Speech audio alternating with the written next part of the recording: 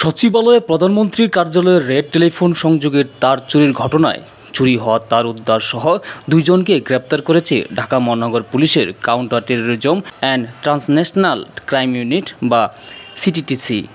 এই ঘটনায় আরও একটি সংঘবদ্ধ চক্রের সম্পৃক্ততার তথ্য পেয়েছে পুলিশ। সচিবালয়ে অবস্থিত প্রধানমন্ত্রীর কার্যালয়ে গুরুত্বপূর্ণ রেড টেলিফোন সংযোগের তার চুরির ঘটনায় অভিযান চালিয়ে দুইজনকে গ্রেপ্তার করেছে সিটিটিসি।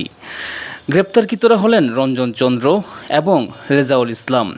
পুলিশ জানায়, সম্প্রতি সামাজিক যোগাযোগ মাধ্যম ও গণমাধ্যমে আলোচিত এই ঘটনার তদন্তে সিটি ইন্টেলিজেন্স অ্যানালাইসিস বিভাগ কাজ শুরু করে।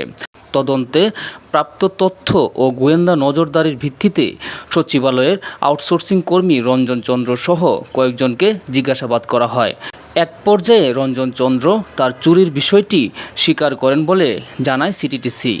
পুলিশের ভাষ্য অনুযায়ী গত 22 মে সচিবালয়ের 3 নম্বর ভবন থেকে তিনি তামার তার চুরি করেন। পরে রাজধানী ঢাকা বিশ্ববিদ্যালয় এলাকার একটি ভাঙ্গারি দোকানে প্রতি কেজি 600 টাকা দরে এসব তার বিক্রি করেন।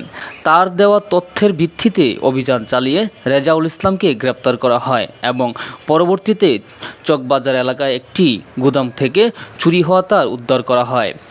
সিটিটিসি জানিয়েছে, সচিবালয়ের বিভিন্ন গুরুত্বপূর্ণ সংযোগের তার চুরির পেছনে একটি সংঘবদ্ধ চক্র জড়িত থাকতে পারে।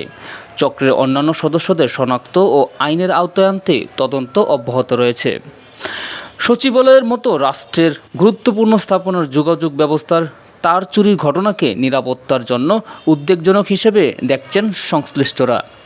সিটিটিসি বলছে, এই ঘটনার সঙ্গে জড়িত পুরো চক্রকে শনাক্ত করে দ্রুত আইনের আওতায় আনা হবে। রানা আলিফ, ঢাকা।